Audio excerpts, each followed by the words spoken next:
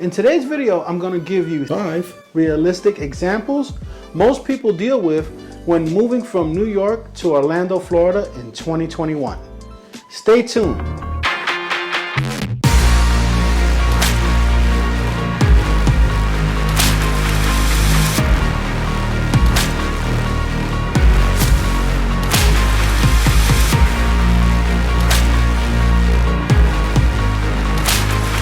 Hi guys, this is Tejada, your local Orlando realtor, and today I'm giving you 5 examples of cost of living differences people deal with when they move from New York to Orlando, Florida. And if anyone is qualified to tell you what the real differences are between both states, it's me.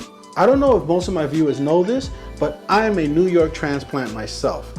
I moved from New York City 7 years ago with my family to sunny Orlando. I grew up in the Lower East Side of Manhattan. Yes, the LES. New York, New York, like Frankie Sinatra would say.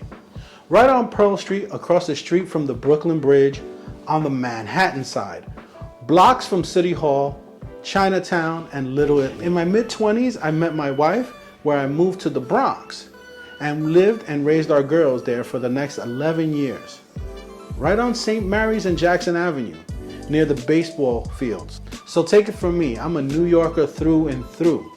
But now I live here, south of Lake Nona, and I'm here to give you what the differences are when you move between both states. But before we get to these examples, if you don't mind giving me a like and press the subscribe buttons down below so that the leaders of YouTube will allow me to bring you more videos like this every week. So now, let's start with number 5, entertainment.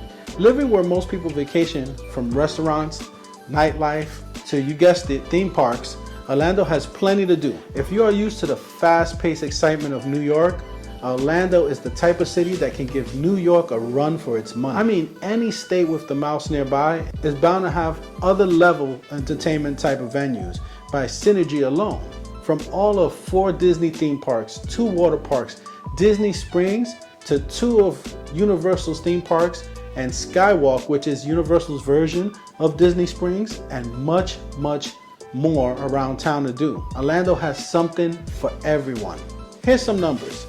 Entertainment cost is about 33% lower here in Orlando than it is in New York. For example, our public parks and beaches are basically free. So you get to enjoy things like biking, hiking, paddleboarding, kayaking, sunbathing with some of the best nature backdrops in the country. And it's a great benefit because Florida is warm most of the year, which means plenty of opportunities to do these great things all year long.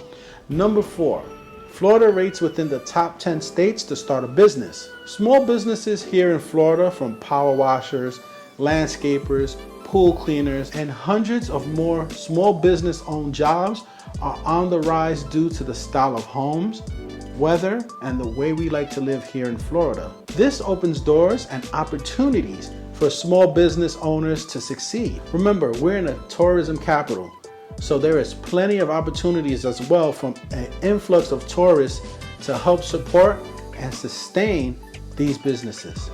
Number 3, cost of living is cheaper here in Orlando. From food, healthcare, entertainment, as we just spoke about, it's all about 22% to 33% higher in New York. Orlando, being lower in cost in that aspect, can provide a better work-life balance in that sense. For instance, daycare in New York can run you $2,200 per month, where here in Orlando, it can run anywhere between $800 to $1,000 per month. It's still high, but it's still lower than New York. Also, groceries in New York is usually 50% higher compared to Orlando.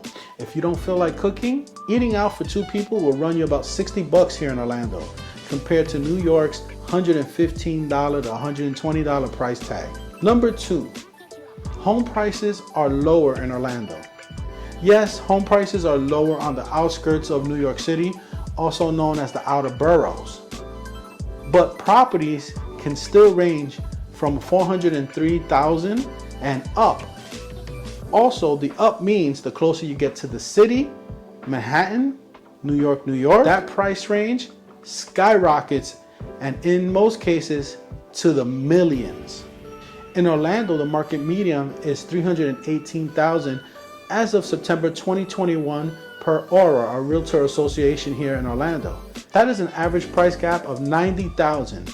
And when you get to the city of New York, in the city area, like I said, that expands that gap by potential of millions. On the housing topic, let's talk about rent. Average rent in Orlando is about $1,350 for a one-bedroom apartment. That same one-bedroom apartment in New York is about $3,300 per month on average.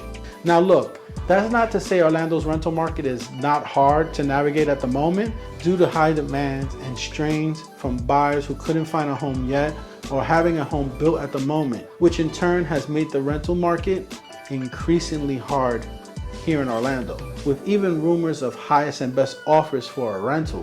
Are you kidding? It just shows Orlando's housing market is very hot and sought after at the moment, unfortunately. But it's still cheaper than New York. And now, the number one reason to move from New York to Orlando, Florida is everyone's favorite, taxes. We have no state income tax in Florida. State income tax in New York is about 4% to 6.8%. And if you live in the city, you're paying an extra city income tax on top of that state income tax. Just by living in New York City, you can very well add plus 13% more to your tax bill. Versus if you lived in Florida, for example, if you make $100,000 in New York City, that is the equivalent of $113,000 here in Orlando, Florida. These are savings that can go towards things you need, like a down payment for a home. Wink, wink. Property taxes are also lower. Property taxes in New York average about 1.8% annually, whereas in Florida, it is 0.98%. And then if you add your homestead exemption on top, that is an additional savings on your annual property tax bill. Finally, there is no estate tax or inheritance tax in Florida. Understand, Florida has no state income tax, which means there is also no capital gains tax at the state level. If, for example, you earn money from investments, you don't have to pay at the state level, but you will still be subject to the federal capital gains tax though.